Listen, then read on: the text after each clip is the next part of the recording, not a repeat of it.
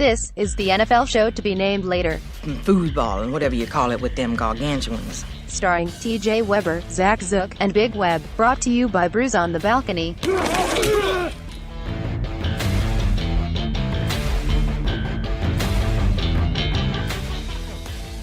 What is up, guys? Welcome into this edition, Super Bowl week of the NFL show to be named later. I'm TJ Weber. That's Zach Zook. Big Web has given us his picks, and we'll get to those later on. Zach, how you doing, man? It's a very exciting week, very sad week in the grand scheme of things, as it's not our last week. We're going to be coming back next week to kind of wrap things up. And again, we'll be back. We've kind of talked about this off the air, too, about off-season, signings, whether it be free agency, obviously, or draft, or whatever the case may be. I think we'll be kind of, little shows here and there, little bonus pods, if you will. But as for the regular weeks that we've been doing it once a week, it's going to end next week. But I don't know if we want to, talk about that right now. I mean, we still got Super Bowl. We got the biggest game of the NFL season for some people. And what are your thoughts on the game going in right away? It should be. It's an intriguing matchup, at least. We talked about that on championship weekend, where of the four teams, there wasn't really a matchup where you were going to be really disappointed either way, because you got the four best teams on championship weekend. So we saw two awesome games that went into overtime, and we'll see what Super Bowl weekend brings us. We've had kind of a run of close Super Bowls the last 3, 4, 5 years for the most part. I think the last blowout we saw was the Denver-Seattle Super Bowl, that was Seattle just absolutely boat raced them. But it'll be interesting to watch. The Rams is kind of the new school of the NFL versus the old school is kind of how I've seen it. And Belichick, Brady, these guys have dominated the league for 2 decades, and the new kids on the block, Sean McVay, Jared Goff, in their star-studded roster. So it'll be interesting to watch. I'm interested to see how it goes, because this is the first time. I've always said, I guess, that I've always wanted to see a good game. That is not the case in this game. This is the first time I've ever wanted somebody to lose so bad in my entire life. I mean, you're going to see me, and I might start doing videos or something on Sunday just so I can just get the reaction off. I might start filming myself. I'm going to be screaming at the TV. I'm going to be drunkenly mad that the St. Louis Rams, I just call them St. Louis Rams, the Rams, and that's where I'm at. Like, that's where my head's at, St. Louis all day, is that they're going to move the ball, and every time they get close to a touchdown, I'm going to freak out. The problem is I'm scared. I think that the Rams look way better than I expected them to. Really? I think they're playing better football, where Goff, to me, will play better than he did in the NFC Championship. I think the Saints, even if we go back to that play, you know how I feel about that non-call, obviously. It still hurts. The rest of America. Yeah, and it still hurts me to say it, but I think that the Rams gave the Saints any opportunity to win the game, even besides that call. I mean, they had a lot of calls against the Saints that didn't go their way, and then obviously they had a chance to get the ball first in overtime, and Breeze throws an interception. So I've kind of gotten over it, and I've looked at the game more than being just like so mad because it just happened to me. I'm still upset at the call, and I still think it would have changed a lot, but the Saints had a lot of options there. So the Rams found a way to win that game, which was impressive. Zuerlein could be a big-time asset in this game, too, if the Rams can find a way at all to stop the Patriots on offense. It might be a very low-scoring game. That's why I like the under in the first place. But to me, I honestly believe it's going to be one of those games where you'll see both teams kind of control the clock at times. You're going to see, I think, the Patriots take an early lead where the Rams are going to catch up quickly, though. It's going to be a game all the way till the end, I think. But like I said, that's what I think in my head. I would love to see the Patriots go up 21-0 on their asses, shut down Todd Gurley. He's under 100 yards or whatever the case may be. They don't let Goff do anything. They intercept him twice in the first half, and they basically beat them by 2-3 touchdowns. Do I think that's going to happen? Absolutely not. But if it does, I mean, that's what I want. I don't even care if it's a good game. I just want to see the Rams lose, no matter if it's by 3 or if it's by 24. I just want to see the Rams lose, and that's where my fandom is. As far as the game, we'll get to that in a second. Yeah, no, I think you might get your wish, and you shocked me with one thing you said kind of at the very start with the Rams kind of scare you in your bet a little bit, and I don't gamble, I don't make enough money to lay money on football games. This weekend, I'm legit thinking about a small wager on the Pats. What's the line? 2.5. I'll check Bovada, or actually I'll check OddsShark at the moment. That's what it is. Jumped around. That's it's what been it is 3, on CBS, 2.5. right? CBS it's right is around 2.5. that field goal. Yeah, CBS is 2.5. I feel so confident in the Patriots in that number. And I think that this game, you could potentially be looking at a blowout. I really think that there's a possibility that the Patriots absolutely just pull down their pants and take a fat poop on the Rams. It's possible in this game. I mean, you go back to the call, and they shouldn't even be there, really. The game's over if they make that pass interference call. And yes, we can go on and on about how Sean Payton kind of blew the game with some of his play calling, and Drew Brees didn't have his best game, what have you, and the defense let them down at times, and they had the ball first in overtime. Yes, all those things are true, but the fact of the matter is still that the Rams are a blown call away from probably not even being in this game. And I think that they have a lot of deficiencies on their roster, too. It's a star-studded roster, but there are certainly weaknesses. And if you want to beat the Patriots, you have to be an all-around football team. That's the issue that the Chiefs had, because what Bill Belichick can do, and it's a tried-and-true formula over the better part of 20, 30-plus years, is that he is able to play to his strength, and he's able to take away your strength and key on your weaknesses. So I anticipate that he'll go after Marcus Peters in droves in this game and really expose his weakness. Do the Rams have anybody that can match up with Rob Gronkowski man-to-man? You look at the safeties. LaMarcus Joyner, probably not. John Johnson III, a second-year player out of Boston College, which, by the way, of the best players in this game that you've never heard of, John Johnson is a stud. That guy is really damn good at football. Actually had the pick to seal it in the NFC Championship in overtime. Mm-hmm. He had that one falling backwards as a falling to the ground, right. Defensive back changing direction after the ball's tipped in midair and making the catch. That's so hard to do. And so that was an amazing play by him. I digress. Do they have somebody that can match up with Rob? I don't think that they can, and I think that Bill's going to take away the play action that Goff is so good at. I think he'll take away Gurley and C.J. Anderson. I don't expect the Rams, especially if Gurley doesn't play as much like he did in that NFC Championship game. The C.J. Anderson thing, I think, has run its course. Now, if you get Gurley in there, you have a shot to run on the Patriots. I do grant you, but I think Bill will take away that early down rushing ability that gives Goff the comfortable pocket and the play action and the space and timing he needs to be successful, because when you make Goff stand in the pocket and make him take 5 and 7 step drops, he's not as good of a quarterback. I think Bill will expose Goff. I think he'll expose the defense of the Rams, and that's what I just think that that's a home run bet. Wow. I hope you're right. I really hope you're right. The one thing I was looking at, though, and again, I put out my fandom and my hatred for the Rams franchise and everything out the window for actually looking at this as a football fan and as a picker and as somebody that enjoys this league as much as it screwed me and as much as it screwed St. Louis. And that's been on fire in the playoff picks. Right, absolutely. I mean, I'm taking the Patriots no matter what. I wouldn't really care if Tom Brady went down. That would change a lot, obviously. I would still root for the Patriots, but I would pick away from my heart. I'm going to take the Patriots still. I agree with you. I'm not as confident as you are, though, and here's why. When looking back at who the Patriots have played this year, think about what running backs they've taken on. There hasn't been many. I mean, the best running back that I could see they took on, including the playoffs, was Melvin Gordon in the divisional round. And yeah, they held him to 15 yards on 9 carries. He got a touchdown as well. But let me name you a few teams here and tell me if they were lacking a running back, because a lot of them were. The only one I see here that I can tell that you're probably going to point out is the Pittsburgh Steelers, who had James Conner. Didn't even have Lev Bell, but James Conner did his thing this year. But let's start at Week 17, go back to Week 1. So you got the Jets, the Bills, Pittsburgh, Miami, Minnesota, the Jets again, Tennessee again. You got Green Bay, Buffalo again, Chicago, Kansas City, Indy, Miami, Detroit, Jacksonville, Houston. So Kansas City still at that point did have Kareem Hunt. Everybody else, I mean, Fournette wasn't even playing Week 2, I don't think. And if he was, he was banged up all season. No, he wasn't, because I had him on in my fantasy team, and the dude played like a total of like 8 snaps in the first month. Yeah. It was ridiculous. So I'll go through some of them. So Houston, you have Lamar Miller, nothing.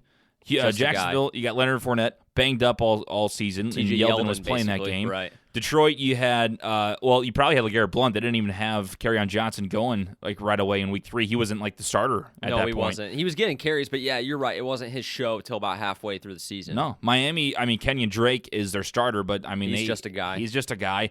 Indianapolis, a running back by committee, and obviously Absolutely. Mack had a better season at the end of the year. Kansas City, I'll give them that. At that point, Kareem Hunt was and he had decent. a really successful game. And to your point, I think where you're going with this, Kareem Hunt, he caused the Patriots some issues. Yeah, for sure. And I only name a few more, but Chicago, running back by committee. Howard has not been the same running back he was a few years He's ago. probably going to leave. 100%. I would too. I mean, it just doesn't work, and I think Cohen's their better option right now. And Because of the offense that they run. He's a downhill under center guy. Exactly. Like, it makes no sense for them to have him in their offense. For sure. Buffalo, I mean, you have LaShawn McCoy, who's one of the biggest drop-offs in the NFL. Yeah, really disappointing year for him. Aaron Jones, Green Bay, or, I mean, you can name any running back that they've tried in the last Jamal few years. Williams. Yeah, Everybody. they throw the ball. So I mean, you get it. I don't have to name anybody else. So Right. they have not been against a running back like Todd Gurley. Like I said, the only exception, so the playoffs, they beat the Los Angeles Chargers 41-28. They held Gordon under 20 yards, but he only ran 9 times, and he's been injured these last few weeks. So I don't know how I really take that. Conference, I mean, you stop Damian Williams, but again, it's not Kareem Hunt. It's not their main starter. He's a newer guy. They win at 37-31, and Mahomes did his thing in the fourth quarter, but like I said, not a top running back. This is their first shot this year at a top running back. So you look at it, everybody goes, TJ, what are you talking about? They have the 11th ranked rush defense in the NFL coming into the game at giving up just under 113 yards per game. But who the hell have they played? What running back have they absolutely gone after? Nobody. Let me tell you something. Todd Gurley scares the crap out of me in this game, and mainly because he didn't do shit in the NFC Championship. Well, that's my question to you then, I guess, is how, like, do you think he's recovered from that soft tissue injury? I mean, clearly he had something wrong with him, right? They weren't just sitting him because they gave oh my God, C.J. Anderson just as many carries. I mean, it had to be something with an injury. If not, McVay, I don't want to say he's an idiot and he's in the Super Bowl, but there's no chance. It had to be something with injury. And I agree. So the question now is, the Rams really benefit, first off, from the double bye week that both teams get between the championship weekend and the Super Bowl, but how healthy is he? I mean, I would think that they're going to lean on him a lot heavier in this game, with it being the Super Bowl and there is no tomorrow, literally. I think that he'll do whatever he can to go, but can he be Todd Gurley, right? And so that's the one thing that concerns me, because I think if he is, you're right. He's somebody you're going to have to deal with. And basically, this is from an ESPN article. Todd Gurley has been asked a lot of things, obviously, and then obviously was in a news conference this week for Super Bowl Media Week. He said he wanted to make 3 things clear.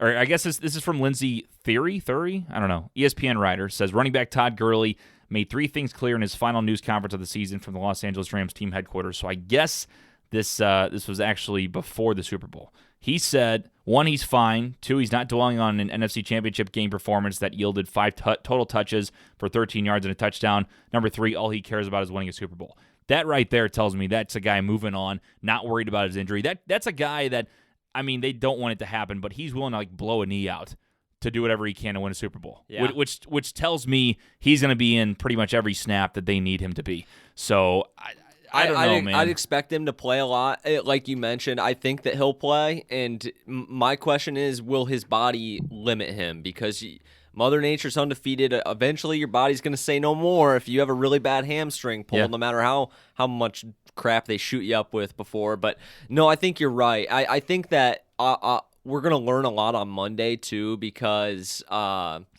you just can't find out about, like, obviously they're not going to come out and be like, yeah, he was hurt. Like, that's why we didn't give him any touches in the NFC Championship game. They're going to be very cloak and dagger about that, obviously having to go against Bill, looking for any competitive advantage that they can get, as they should. But it's interesting, too, because the Rams over the course of the season have been the best rushing team on first down, converting successful attempts at 58%.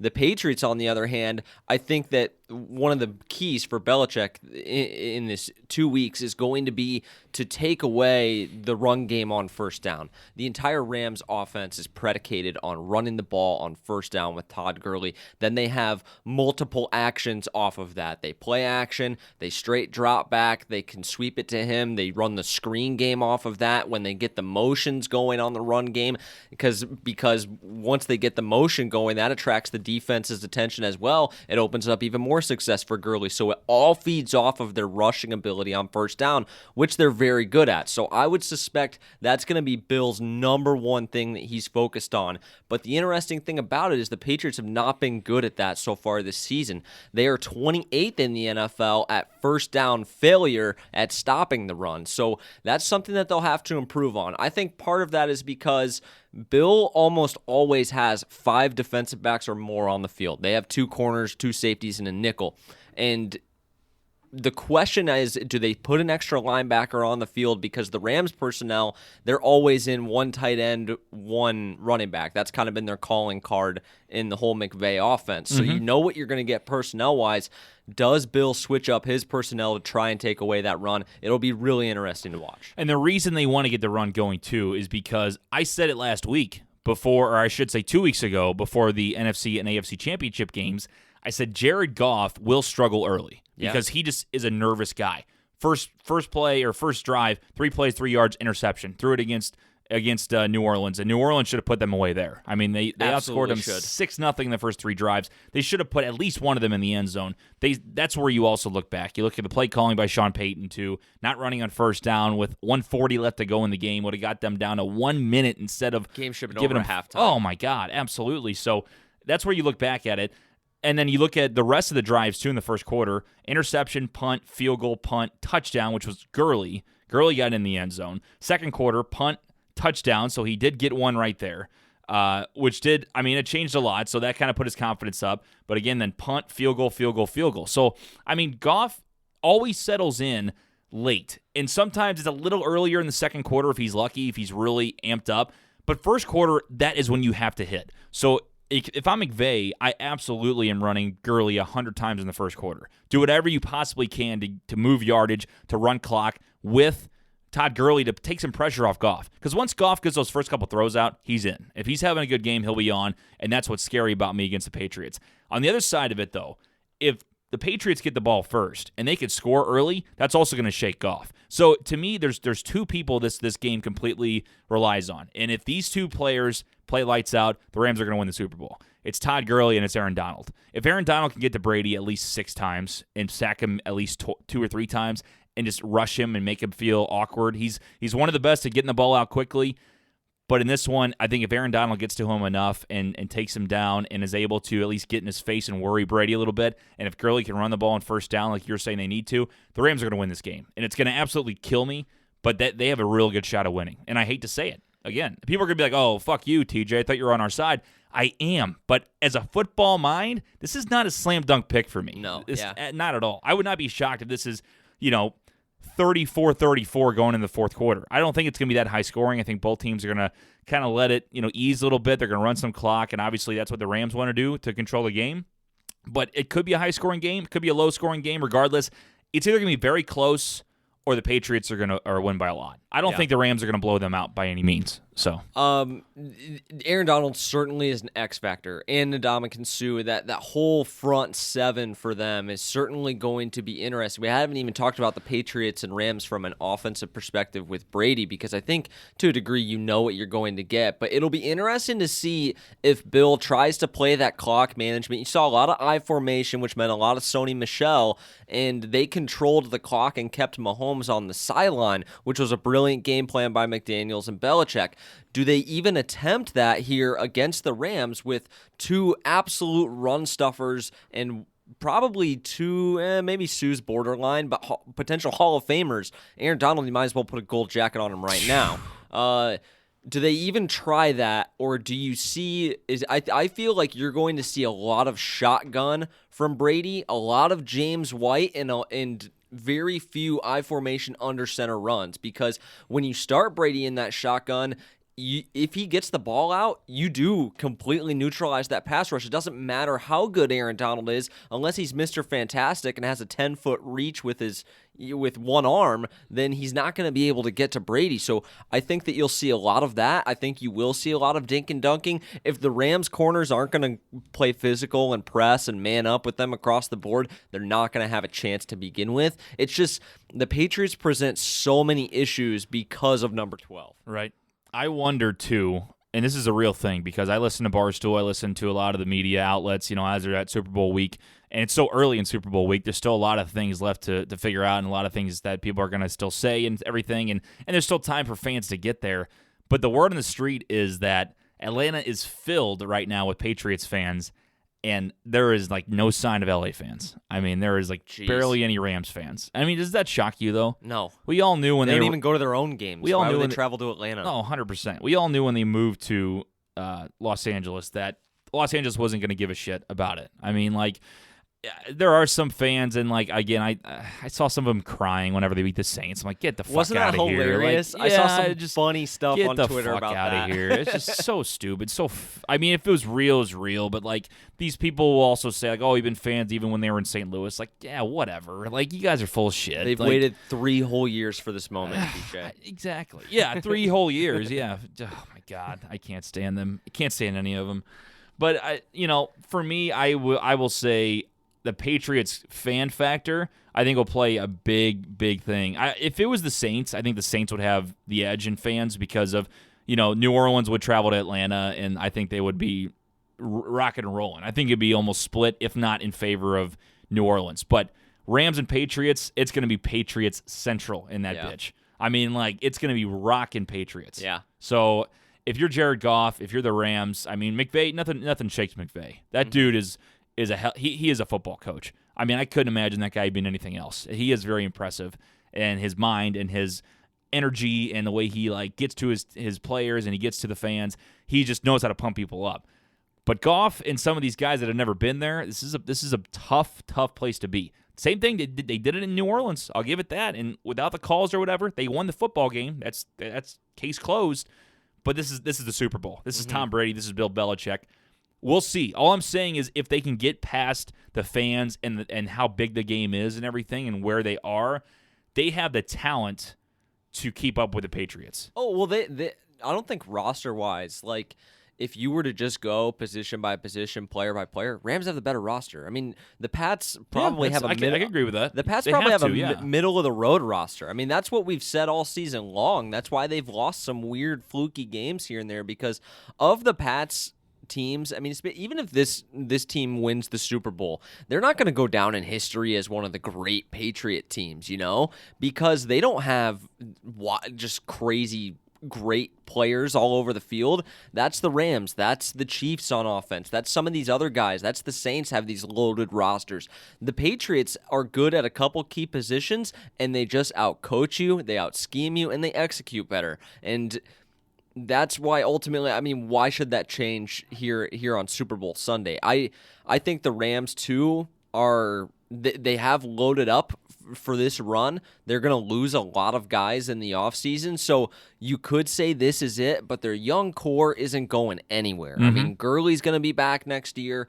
Goff's going to be back. They'll get Cooper Kupp. Robert Woods has had a resurgence, but yeah, you bring up a really interesting point with the crowd because it's just different in the Midwest and the Northeast. These fans are devoted. This shit is their life. And out west, I mean, now I'm not shitting on the West Coast or anything, but it's a little softer out there. There's more to do. It's not as much athletic based.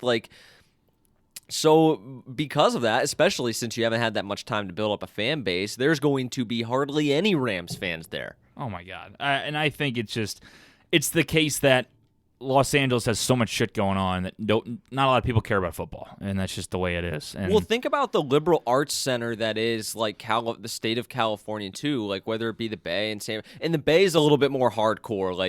In Oakland, San Fran, they care a little bit more about their sports teams. The San Fran Giants have a great fan base. Same with athletics, right? When you're talking baseball, at least, and the Raiders have the Black Hole, but Hollywood's especially in LA, Hollywood, it's artsy, man. It's about movies, it's about music, it's about art. Yep. It's not as much about slamming heads together and playing football. And they have the Dodgers, but they also have 2 NBA teams, and they have 2 baseball teams, 2 NBA teams. They got 2 football teams now. They don't give a shit about either one of them, and one's in the Super Bowl. Well, it's just how it works. Right, and even the Dodgers, the only reason they have the fan base that they do is because of the tradition dating back, like, you know, so long, yeah, several decades. But Yeah. like nobody gives nobody goes to Angels games. Oh like, my God. nobody cares. look at Twitter. I mean, there's nothing about the Los Angeles Rams. There's a ton about will Anthony Davis go to the Lakers, and is LeBron Yeah. trying to get rid of Lonzo and help get rid of Lonzo and Right. Kuzma and all these guys. Lakers and Dodgers. That's what it is. It's the middle of the NBA season. It's regular season, and they're talking about that, and the team's in the Super Bowl, okay? And they don't give a shit. It's crazy. Yeah. Unbelievable. 314-877-8597. Give us your thoughts on the picks.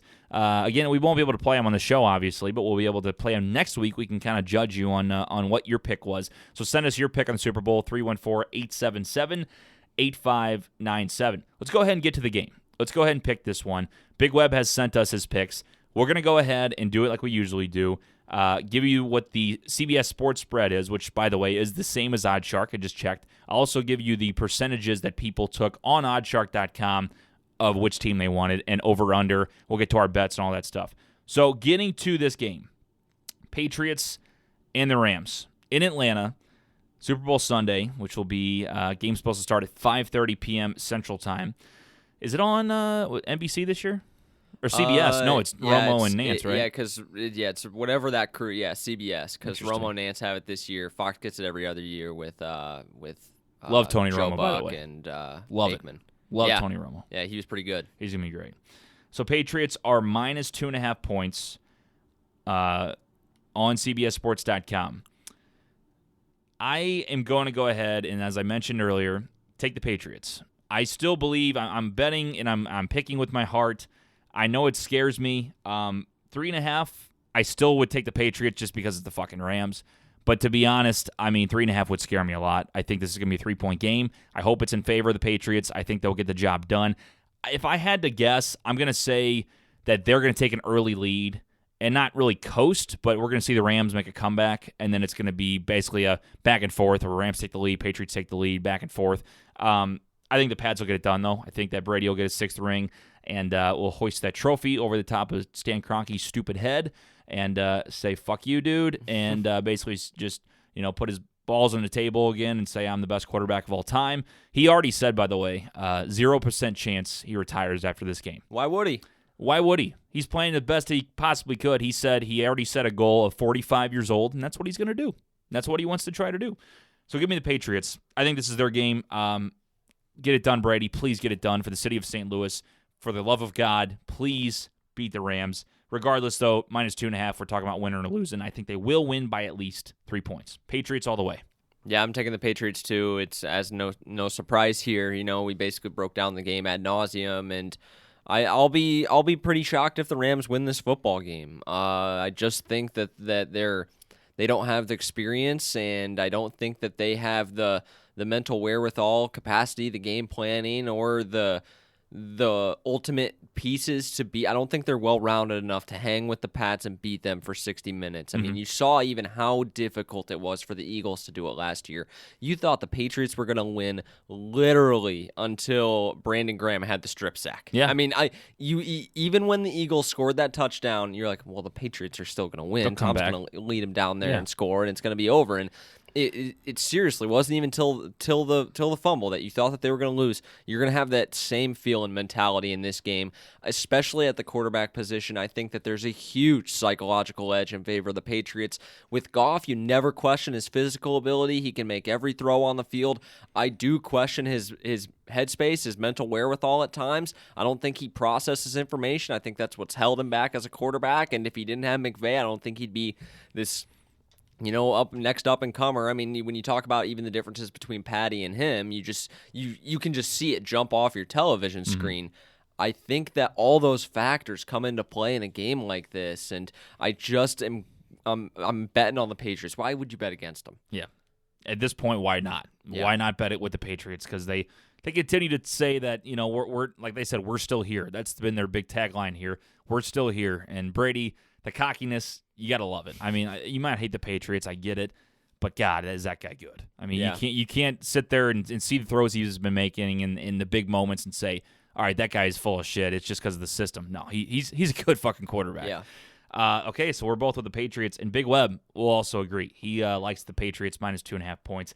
So let's get to some of the betting lines. So as I mentioned, let's go ahead and give you the lines on oddshark.com. So basically, what they do on Oddshark is they give you the lines, and then people can vote. Again, it's just clicking on which one they like, about whether they like Rams plus 2.5 or New England minus 2.5, and they can also do the same thing on the over, which right now I think it's changed. It was as high as 58. It's now down to 56.5. At the moment, the public is on the on the Patriots minus 2.5 points at 58%. 42% has the Rams plus 2.5 covering. The predicted score on Oddshark right now is Los Angeles 25.7 and New England 25.1. So they say, I don't know how they do that, but that's just what they do. They say that the Rams will cover the spread, win, and the total will go under. For the total consensus on over-under, it's 56.5. 54% say that it's going to go over 56.5, and 46% say it's going to go under that number. If I'm betting that, I'll go ahead and give you my picks right now. I would go ahead and parlay. Again, I was one freaking call away from a 4-way parlay 2 weeks ago. Jeez, so I've been on rough. fire. I've been on fire. It was that damn pass interference call, but it is what it is. But I've been hot this playoffs, just to let you know. So my pick, if I'm betting this game, I take the Patriots minus 2.5 points. That's a big time spread. If you're at 3.5, you might want to take money line on that. It's going to take your odds down, but just to be safe, if it's 3.5, I would go money line. If it's 2.5, I would definitely take that. And if even at 3, I would still take the 3 and force the push if you have to. And then I would go under 56.5. The Rams are going to run the ball, as we mentioned. They want Gurley to go ahead and control the clock. They want to try to take their time. And then on the other side of things, Brady's going to work it with White in the backfield. They're going to go for some big plays, but this just screams under to me, especially at 56.5. I'm surprised it's that high, to be honest. I know these are two high-scoring teams at times, but these two together clashing with the great defense of the Rams, stopping the Patriots at times, with the Rams running the football, it just screams to me under. So I'm going to take the under. So I would parlay Patriots minus 2.5 and the under. I think if you put $10 on it, you can get up to, I want to say around 40-something, 30, 40-something. If you have some money, though, actually, I'll do a little math for you. I'll actually find the betting calculator, because it is interesting. People say, all right, well, if you want this bet, well, what do you put on it so I get a good odds? It depends what you're trying to put on it. If you got $100 to bet, great. If you only have $10 to bet, great. It's just kind of what you're able to do. And also, like I said, Oddshark has it at 2.5, but it's actually interesting because Bovada has it at minus 3. So that changes a lot. That could be an obvious push. And then also, instead of 56.5, Bovada has it at 57. So, I mean, that can also change a lot. So if we're going with that, Patriots minus 3 and under 57 on Bovada odds, if you bet $100, you get $264. If you bet $10, you win $26.45. So as you can see, pretty good odds on it, and that's what I would do. I would go Patriots with the spread and the under. I like it. No, Yeah. Well, before you explained it to me, I think I would have taken maybe the over. But then you start doing the math. I don't think you basically need both teams to nearly score 30 points. I just don't think that's going to happen. That's what I mean. I mean, especially when you look at the history of that game in the Super Bowl, and usually you don't get the high. And so I'd probably take the under too, now that I'm thinking about it. It's so annoying, though, rooting for the under, especially in a big game, because you want to root for scoring. You want to see excitement. The under is so crappy to root for, but to me, it's the best pick here. I mean, I think it is. I think it's almost, now this makes no sense mathematically, but the over, like you can see an explosion of points at any time. When you're rooting for the under, you need constant stops. Yes. You just need a couple scores, right? Like 100%. a flurry of points for it to hit. And 100%. Exactly right. It'll be a stressful time for you. So I would also think if you have a little extra coin, throw money on just the Patriots or throw it on just the under and do two separate bets instead of a parlay. If you want the best odds for your bet, I would take the parlay and you got to root for both. But if you're worried about the under, just take the Patriots straight up. So that way, if you do lose one, you can still root for the Patriots and still cover a bet and even make a little bit of money off it. It should be fun. As for Big Web's best bet, try to say that 5 times fast. He likes the under. That's his best bet, so he always also agrees with me. He's also taking the Patriots, as we mentioned, and then he wants a two-way parlay. I will take the Pats and the under, especially if I can get the 2.5. As we mentioned, that's a big-time spread if you can get the Patriots there. And then we're also going to go over some of the prop bets ourselves. I was going to bring that up. We're definitely going to go over some of those, and I'm interested to see what you think. Big Web thinks it's a tails year for the coin flip. He says tails never fails this season. So I'm we'll with see Big how that Web. goes. I'm a big tails never fails guy. All right, we'll see. He thinks Burkhead will score. That's also a prop bet. And then he thinks the anthem over under at 2 minutes and 7 seconds. Who the hell cares? That's what he says. He says, don't bet on that. That's the stupidest bet you'll ever see. He says, have fun, use Uber, and good night. That's what he tells everybody. So as far as some of the prop bets I've seen, this is on oddshark.com. Coin toss, heads or tails. You're feeling tails? Yeah, I guess. I would never lay money on that. No way. Nick's buddy? But tails never fails. Nick said his buddy threw, so he did this on, I think the coin toss one year, threw $500 on the coin toss. What? $500 on the coin toss. He's got a problem. And he threw $2,000 on the anthem. What's he do for a living? I don't know. Apparently Makes a lot of damn money. Apparently he bets soccer games from like other countries, Premier League, and like he wins a lot of money. So La I guess Liga. he had some. Right, and I guess he not MLS, I'm sure, but he had some to throw on there, and apparently he did that. It was interesting. Jeez, crazy. I like cringe just hearing that. I'm like, I can't imagine losing $2,000 on a bet. That's that just insane.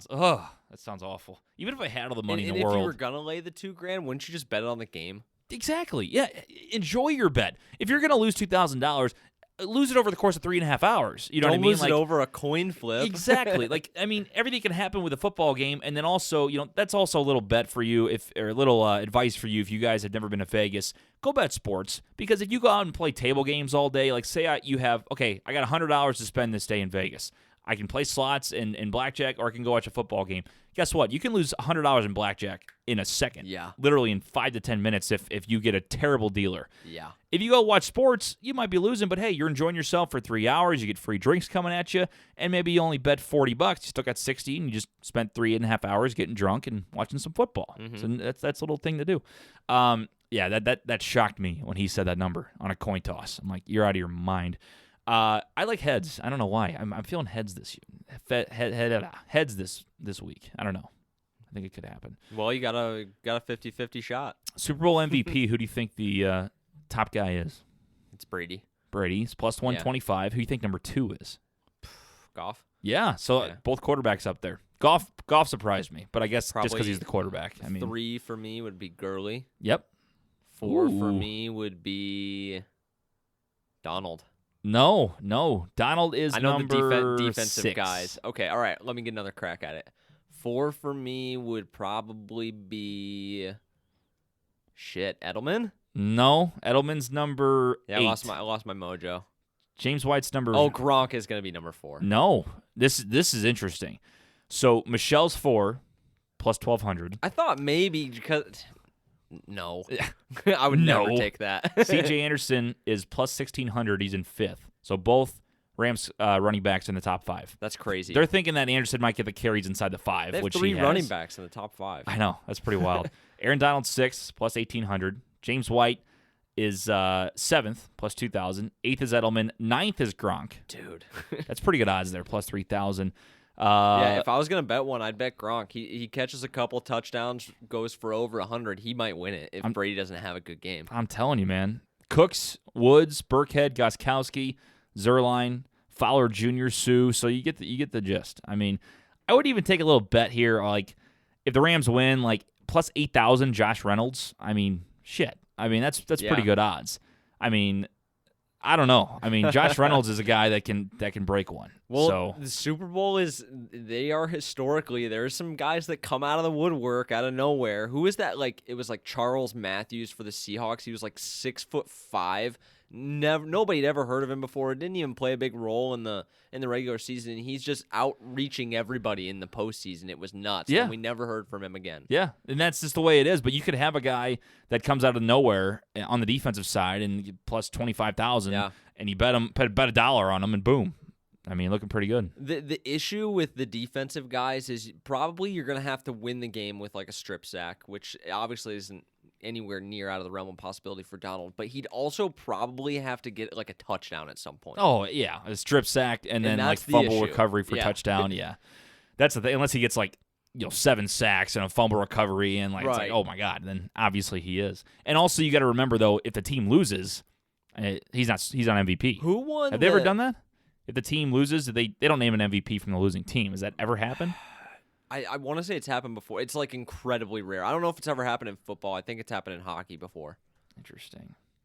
Super Bowl MVP losing team. Do you know who the MVP was in the Broncos-Panthers Super Bowl? Did they give it to Peyton or was it Von Miller? I want to say it was Von Miller. I'm pretty sure he got it. By the way, there has been one in history. I just found that out. He was Super Bowl MVP. Von Miller was. Yeah. So he'd be the most recent one. Yeah. According to Fox NYC, or FoxyNC.com, got that wrong. In 1971, the Dallas Cowboys and the Baltimore Colts played one of the most exciting Super Bowls ever. It's the only time the Super Bowl MVP has come from the losing team. Cowboys linebacker Chuck Howley intercepted 2 passes and recovered a fumble to earn the honor. So it's the only time it's ever happened in NFL history. It was 1971. Interesting. Yeah, I mean, I figured that it could have happened if someone has a big defensive day or something. Nowadays, like modern NFL, I don't think they'd ever do it. No. Like unless there was literally just a one-man wrecking crew on the other team that totally kept them in the game, and then on the other side, nobody stood out on the winning team, but to win the game, somebody's gonna have to stand out. Like, let's say Brady and Michelle and everybody does their thing and they win by a lot, but then Gurley runs for something absurd, like 275 and 3 touchdowns, and I'd be like, okay, they lost, but give him the damn trophy. Yeah. That's pretty impressive.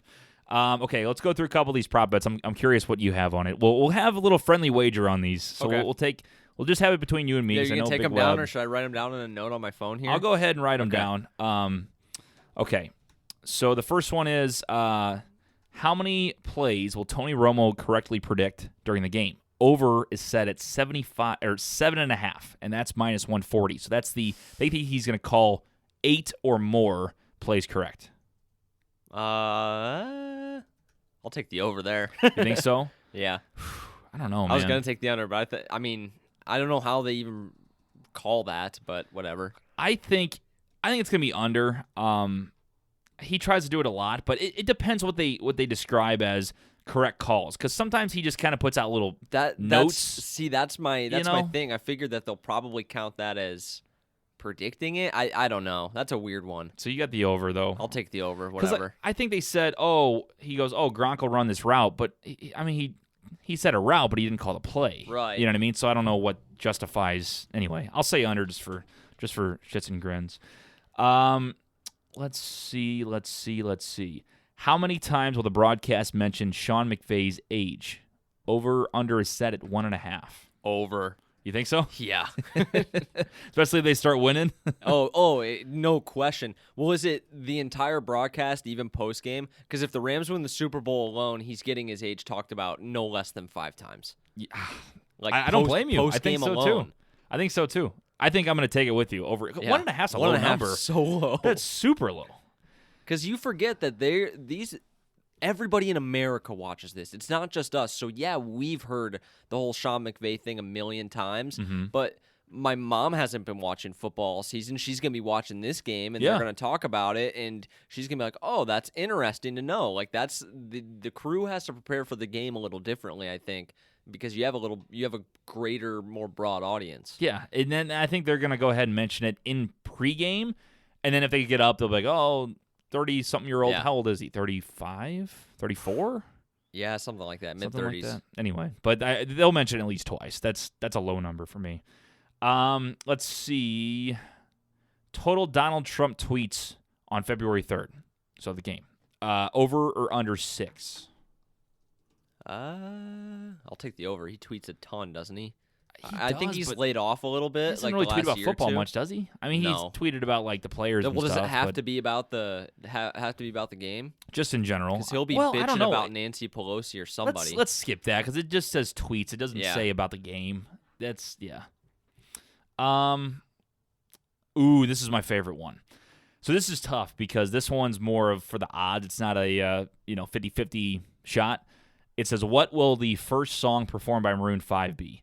Now, I have an idea of what it is, I think, because of just how popular it's been. But I think there's one that has really good odds, I believe, and I think they actually changed it. They did change it. So they have one more night is plus 300. That's the favorite. I figured that they had worse odds. I think I saw it like plus 1,000 earlier, which shocked me. It's one of their hits. Let's see. Moves Like Jagger is plus 600. That's a really good bet, I think. Payphones plus 1,000, and then This Love is plus 1,500. You might want to throw $1 on This Love. That's a hit, man. It's got a little pop to it. They might want to come out with a bang. I'm gonna go ahead and say Moves Like Jagger and plus 600. I mean, that sounds like a pretty good bet to me. I'd probably say that one too. What was like one of their older hit? Well, they probably wouldn't do it because didn't they have like a member switch? I don't know. One of their first ones, like way back in the day, they had a super popular banger. I'd probably say Moves Like Jagger though too. They had This Love has taken its toll. Yes. That's one of them. Yeah. She Will Be Loved is an oldie too. She Will Be Loved. That's yes. the one I was thinking of. You want that one? I want that one. Ooh, that's plus 1,500. That's a big one there. They open with it. They have to open with it. Yes. I'll stick with it. I don't know if they'd open with something that slow though. You know? Yeah, I don't know. Interesting. I kind of like those. I could bets. see him like finishing with it more than I could see him. You know? Oh, yeah. Can you imagine sitting downstairs, when like people are going upstairs to get their food at halftime and stuff, and then they start playing like She Will Be Loved? You're like, yeah, I put $20 on that bitch. You know what I mean? Like freaking out. Oh, yeah. He's so funny. I like that. Let's see. Wow. Will a non-quarterback throw a touchdown? Yes, plus 350. That's low. I figured that'd be plus 2,000. Plus 350, no, minus 600. Obviously the favorite. I'm gonna say no. Yeah, no. I'm gonna say no. I know they ran the Philly special last year, but I mean the Eagles did it and converted it. The Patriots did not. Didn't they run it in the same game? They ran it in the Super Bowl, didn't they? They did, and then Brady dropped it. Yeah, that's what I was gonna say. They ran it like at midfield though. Even if he caught it, he was gonna get chased down. Yeah. Or step out. Like they ran at a weird part of the field. I'm gonna say no. Yeah, I'm gonna say no too. Okay, so we agree on that. All right, let's go through a couple more here. Let's see. Will either kicker hit the upright or crossbar on a missed field goal or extra point attempt? Yes, plus 375. No, minus 605. That one's kind of boring. We can find better ones than that. Let's see. Ooh, this is a good one. And I don't know. I guess they have stats on this. Someone else can tell us what it is. How many commercials will run during the Super Bowl? Over, under 96. I'd say over. I'm going to say over, too. Yeah. Because they always seem to go to – I mean, they go to commercial way more than they should for good reason. Right. But then they play at least like 3 or 4, it seems like, every break. Yeah. They're at least like 2-minute breaks every time. Yeah, and then you're talking – I mean, it depends when you start. When you're saying like once – the pregame show starts. The entire telecast. The entire telecast. You would think. Well, I think that it's going to be over 90. 96 is a lot of commercials. Yeah, it is. I'm going to go. There's a lot of spots they got to get in. So I'm going to say over, and you say over. Yeah. Interesting. I saw one that had Tom Brady passes completed over or under 25.5. Huh. And I think that's a sure over. Really? Yeah. I think that for how many dinks and dunks, I mean, James White will catch 10 alone. Yeah, that's Don't you true. think? Like he'll catch at least 5. Oh yeah, I agree with that. That's true. I agree with that a lot. But then you think about timeouts, think about 2-minute warnings, think about the media timeouts they just take like for no good reason, and plus it's Super Bowl. They have to get those spots in. People are paying $1 million to get their shit played on a commercial. You know what I mean? Mm-hmm. So, all right, I'll do one more. I'll find a good one. Damn. This one is like, this seems impossible to me, especially in this game with how slow it's going to be. But the odds, like, it's not even worth betting on. Will either team not punt during the game? Yes, plus 900. No is minus 3,500. So you'd be looking at probably a blowout. Yeah. But you'd be surprised because if you drain the clock, if you like the Patriots do, especially. If let's say they go touchdown, let's say they go field goal, let's say they kick another field goal, let's say they have a turnover, that's like the whole half right there. Yeah, I think. And you're only at like 13 points. Right. I think that's an easy bet. It's a no, but that's why the odds are so shitty because Can you imagine though if you had like $2 million, like putting it like rooting for 2 punts in the entire game? But I guess you're right. I mean, if you get going in the scheme of things, and it's hard to never do it. Like if you get one, then it's a lot easier. There's a lot of times when somebody only punts once. Can you imagine too if you get to like the third quarter and they haven't punted yet? Like because teams start to go for it more, like if they're down or you just up gotta or get whatever. through that first 3 quarters. Like pretty literally much. just punt the first 2 drives and get me out of my misery type thing. That'd be interesting. All right, last one I do have. This is to me a no-brainer. Will both teams combined score 76 or more points to break the Super Bowl record? I don't think so. No. I don't think so at all. Because in the odds, it's minus 550 for no, plus 325 for yes. Like I said, I like the over or the under regardless, but also if they do get above that number, do they have a there's max no bet for that prop? I can check it out. They don't show it on here. Dude, like, even if you have to bet, like, something crazy, like, let's say, just in theory, you have the money to do it, I would legit, like, there's not a limit I would go to that.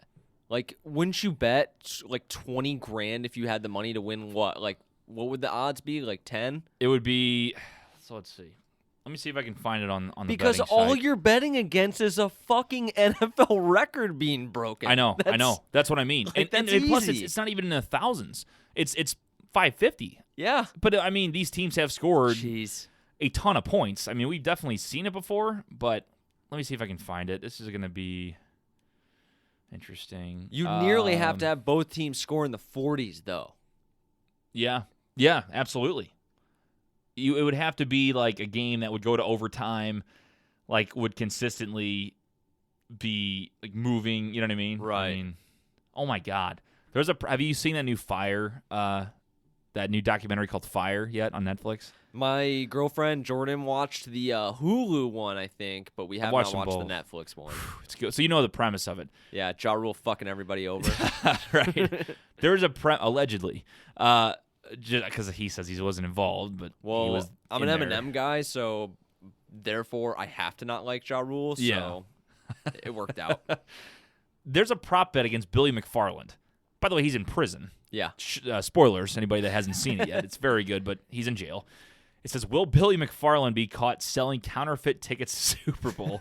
Yes, plus 2,500. No, minus 10,000. Can you imagine if that fucker has the guts to do it again and while he's in prison? From a jail cell. God. I can't even imagine if that happened. Well, he could have sold them earlier, though, before he went to prison. Yeah. Which I wouldn't put past the guy. How long has he been in prison for? Because obviously I didn't watch the doc. He's going for 6 years. But I think he's been there for like a year, I guess. Oh, well then, yeah, it's basically impossible. Something like that. Anyway, I can't find the odds, and I'm not good at math. So, but yeah, minus 550 for under 76. It's pretty good odds. Yeah. I'd check that out if I were you. So there you go. Any other prop bets that you heard about that were interesting? No, I heard the Brady completions one, and I heard of everybody, of course, makes a big deal about the Gatorade color. Oh, yeah. That's the big one every year. And my buddy, one of my best friends, his dad, growing up every year, we'd always watch the Super Bowl together. I mean, usually just it worked out that way. He always, his prop bet, he would bet on a safety. Mm-hmm. And the first year he did it, it hit. And he did it like every year after that. He's batting like 75%, like doing the safety. And I remember it was the Ravens 49ers Super Bowl we were watching together, and I was a little older at this point, and he's been doing this every year. It hits more often than you think, and at the very end of the game it hasn't hit. But I think it was the Ravens were in a position where they were punting, but there was only like 20 seconds left in the game, so they just wanted to run time off the clock and then do the whole step out of the back of the end zone thing for 2 points because they were up by more. It wouldn't have mattered. Yeah. And so then they get the safety at the very end, and his bet hit, and he won like $500. It was awesome. Unbelievable. He was going fucking wild because, of course, there's like 20 seconds left in the game. Right. He's thinking it's not going to hit, and then it hits. Plus, it is at the end of the game, so you're pretty deep into the boozies at that point. Oh, for sure. Dude, he went wild. It was it was such a great Super Bowl memory. That's awesome. And imagine too, like those people doing like Super Bowl squares and getting like shitty numbers, and then you get a 2, like 2 points added. So then all of a sudden, someone with like a 5 and an 8, like all of a sudden hit. Yeah. Like, what the fuck? You know what I mean? Best part about it was my buddy's dad is like he like has fun and everything, but he's not on the boisterous side. So when he hit it, it was like yes, it was so pure. What about was it the Super Bowl? I think it was Seattle and Denver when they played. That's when Denver got blown out. The first thing was a safety, right? That was the first score in the game. Was that right? I think you are right. Because the odds on that, there are bets you can do where it's like first score in the game. It was either like I think it was a safety. I wanted to say that they did run a kickoff back in that game, but I don't think it was the opening kickoff. Wow. I don't know. I think it was if I'm wrong, someone correct me, but I'm pretty sure it was a safety in the first one. I think you're right.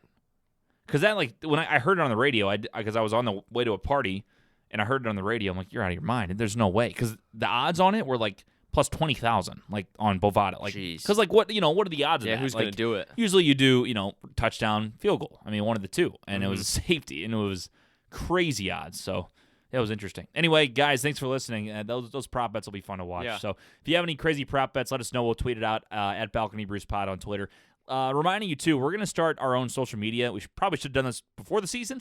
We're going to do it after the season, getting ready for next year so we can put out our analysis. Zach's going to be writing a lot of articles on the draft, especially, and stuff like that as he follows along. Did I put words in your mouth? Or No. Do that? I'll be writing. I have a couple of hopefully fun interviews coming in the spring that I'm trying to chase down and get put together for a little kind of like special podcast thing. We'll do like 6 to 8 episodes of it, and hopefully I'll always be doing a lot of draft stuff. I dove in head first last year for the first time, and I watch a lot of college football anyways, but especially with my work with Pro Football Focus this past fall, watched a ton of college football, like for work obviously. So I'll be doing a lot for it, and I'll have to see how that manifests, like in what form, but it'll most likely be writing.